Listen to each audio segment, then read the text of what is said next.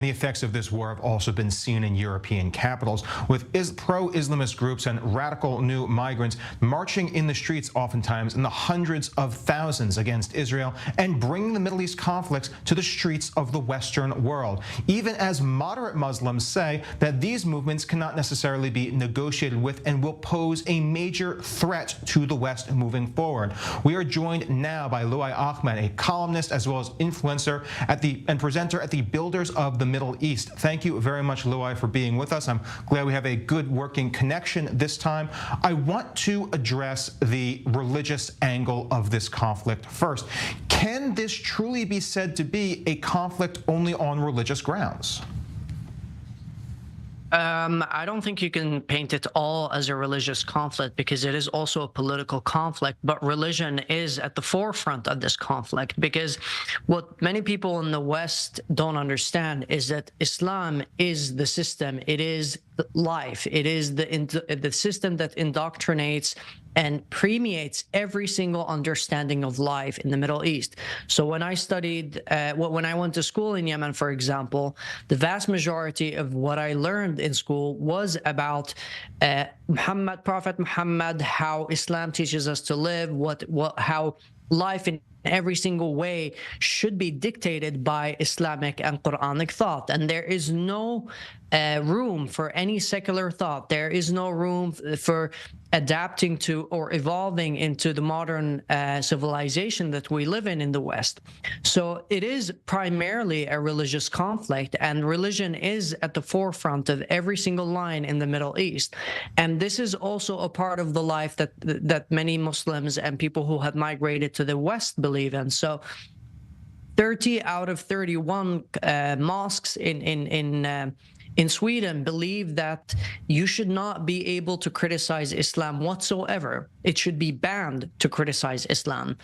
And that just comes to show that majority of Muslims who move to the West do not adhere to the values and the belief systems of the West. In fact, they want to change the West. They want the West to become more like the Middle East, to become more Islamic. Many Muslims say that they're not happy in the West, and they want the West to become more like the Middle East. And that is a problem that Muslims themselves and Arabs and immigrants have to fight back against, because many of the people who flee these countries do not understand that the Islamic system is one of the reasons that the Middle East looks the way it is. It is why we run away from the Middle East, so to speak. So it is why moderate Muslims, secular Muslims, ex-Muslims, and Muslims who are tired of the destruction and the terrorism in the Middle East run away from it. And they cannot come to the West and have to face the same kind of Islamic dogma in the West. So it is something that the West has to start fighting against, because I believe that there is no really major awakening of the threat that lies at the hands of Islamists. We see how Islamists in London, in Stockholm, in Vienna go out on the streets and scream to eradicate Jews. And the fight that the Jews are fighting is not just about the Jews. It's about homosexuals. It's about women. It's about the women in Iran who get killed for removing their hijab. It's about the secular journalists in the Middle East who get killed for voicing criticism towards regimes. It's about people who oppose Islamism in the Middle East and the West and get eradicated for just voicing their opposition. So people think that Israel is only trying to eradicate Hamas, but what I do believe is that Israel is fighting against an Islamism that affects every single country in the world that deals with Islamic migration or is populated by Muslims. There is not a single Muslim country in the world where there is freedom of speech, rights for gay people, equality for the sexes, and that is because Islam dictates all of these laws, and we cannot live in societies where religion is what dictates the law. Islam has managed to continue dominating the political narrative. People talk about politics. There is no such thing as politics in Yemen and Iran and Saudi Arabia. There's only religion, and politics only comes after religion. Religion is the politics. And this is why a lot of people are not integrating in the West and refuse to integrate, because they believe that Islam is the key of living. There's no politics, there are no laws that are above Islam. And it is sad to see that Westerners are succumbing to this out of fear. And I'm happy to see that Israel is not succumbing to this. And the fact that many Western countries want Israel to succumb to Islamic terrorism is just disgusting, because they're not the ones who have to live in fear. They're not the ones who have neighbors whose main goal is to eradicate every single one of them. Well, the West does now have many terrorists and Islamists who want to eradicate the West, but they're not organized, and they're not living in a victimhood, a bubble that is protected by politics. Not yet, anyway. Luai, we can definitely note that Hamas is certainly an Islamist group, and most of Israel's enemies today fit the exact same descriptor. But historically, much of the Palestinian terrorism has been motivated strictly by nationalism. Yasser Arafat, the offshoot of the Pan-Arabist movement, which was a secular nationalist movement that was still just as dedicated to the total destruction of Israel and all the Jews within. Even if we discount the Islamism, it certainly seems like the region as a whole will be just as destructive and just as violent towards the Jewish state. Well, of course, Islam is not, or the Islamic extremism is not the only problem in the Middle East. Islamic extremism has just taken over the narrative because there's a vacuum, because the Middle East and Muslim countries, Arab countries, have still not learned the language of democracy and human rights and freedom of speech and freedom of press. So these are languages that have to be learned through an era of enlightenment, an era of critical thinking, an era of scientific advancements. And the Middle East and Muslim and Arab countries are still not there. They're not learning these languages because they're still at the phase of fighting the Jews, of killing the gays, blaming the gays for the destruction of society, blaming the Jews and the West for the wars in Saudi Arabia, in Yemen, and Sudan and Somalia. They're not ready to look in the mirror and say that we have to work on our issues by ourselves, that no matter, even if the West and the Jews hate us, for example, we still have to make sure that we live in prosperous and loving and accepting societies that accept freedom of speech, accept diversity, allow people who don't believe in Islam to exist.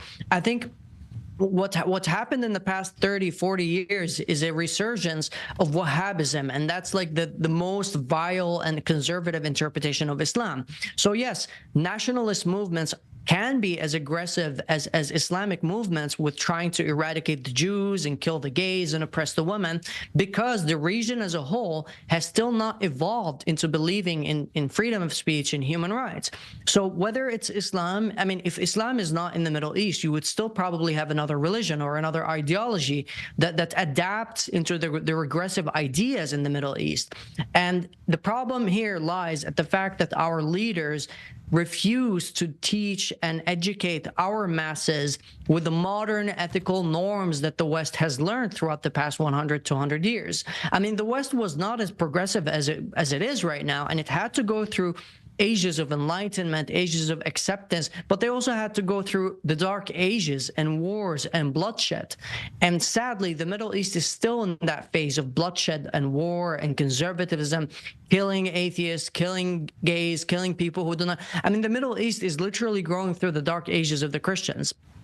And I do believe that there is a light of hope in the Middle East, because you have movements in Iran of brave women speaking out, removing the hijab, risking their lives just to fight for basic human rights and freedom of speech. And that is what we need to amplify. We need to amplify the voices of the women in Iran who are fighting against this. We need to expose the dangers that the Iranian government and the Saudi government and the oppressive Islamic governments continue to push for unwaveringly. I mean, in the Middle East, we do not understand that our main issue is our policies and our mosques and our schools and what we teach our children and kids. I mean, I grew up in this society, and my entire life has just been about Islam and Prophet Muhammad. I wish that I learned the guitar or learned more science or more maths and, was able to evolve in a way that could make me grow as a human being. But the vast majority of my life has just been indoctrinated by Prophet Muhammad and Islam. And we cannot ignore the fact that Islam has taken such a huge seat in the Middle East, and that is detrimental and needs to be fought back. So like I said, we need to amplify the voices of the Muslims, the ex-Muslims, the secular Muslims who are fighting against this atrocious culture, because in the West, people just say, oh, well, this is their culture and we have to accept it. Absolutely not. We cannot accept a culture that is dominated by homophobia, misogyny, anti-Semitism. There is no way a culture that is permeated with such regressive dogmatic beliefs are going to thrive, are going to leave away war and arrive at peace. The only way that Europe was able to let go of war and dogma and bloodshed is by adapting these humanitarian concepts. And Gaza, the West Bank, the Middle East, Muslim countries, Arab countries will have to adapt to these modern values. There's no question about that. If they do not, if the Arabs and the Muslims continue to say, well, Prophet Muhammad and the Quran are more important than anything else, then they will continue to live in bloodshed. They will continue to face wars. They will continue to have revolutions of dismay and anger. And this is a realization that needs to come from within. That's why Muslims and ex-Muslims who leave the Middle East, they voice their voices and they say that this needs to stop. And of course, they risk getting killed. In Sweden, Lars Vilks, who was a Swedish artist, he just drew Prophet Muhammad, and he had to live under protection for the rest of his life because Muslims cannot accept people drawing Prophet Muhammad. This is an atrocious reality that exists in the Middle East, and we need to change it. Luai, in many ways, you're echoing what many geopolitical thinkers have called the clash of civilizations. The idea that radical Islam is on a collision course with Western liberalism, and that we're going to see this clash play out in the streets of Western nations in the most catastrophic ways imaginable. Do you believe such a clash is something that can still be averted? Ariel, when Rasmus Paludan burned the Quran, when Salwan Momsky burned the Quran in Sweden, we had hundreds, if not thousands, of Muslims going out and turning Sweden upside down, burning hundreds of cars, burning neighborhoods, trying to kill more than 500 police officers, because they do not want people to burn the book of Islam. And that is a major clash, because in Sweden, you have to have freedom of expression. Freedom of expression and freedom of speech are the main building blocks of Western civilization and Swedish civilization. In Sweden, you can say anything. You can criticize any idea. You can scrutinize religion. You can examine all historical concepts. Anything can happen in Sweden regarding that, and that is the way that it has been for a very long time. After the Islamic migration happened, that has changed now. The Swedish society, the Swedish police, Swedish politics, Swedish politicians are in panic mode because they did not know, or they did not realize, that the vast majority of the people who have moved to the West are not going to change just by setting their foot in Sweden. They're going to continue believing in the same ideologies and the same concepts in the Middle East, in Syria and Iraq. So the clash of civilizations is very detrimental to the West, to Sweden, to the Netherlands, to the UK, and we will not be able to avoid this if we do not have an honest and open discussion about the threat that comes from Islamic migration. If we do not talk about how the integration courses and the integration projects that Sweden and other European countries have been completely unsuccessful, that there needs to be another alternative in the West to countering this. And in my belief, nationalism is great. We need more nationalism in Sweden and in the West and in Europe, because what we're not facing Teletubbies who are just trying to make us change our values. We're facing people who want to slit our throats if we criticize their ideology, if we criticize their prophet. These are not Teletubbies. These are people who literally want to kill us for basic human rights, for basic understandings of freedom of speech and freedom of expression.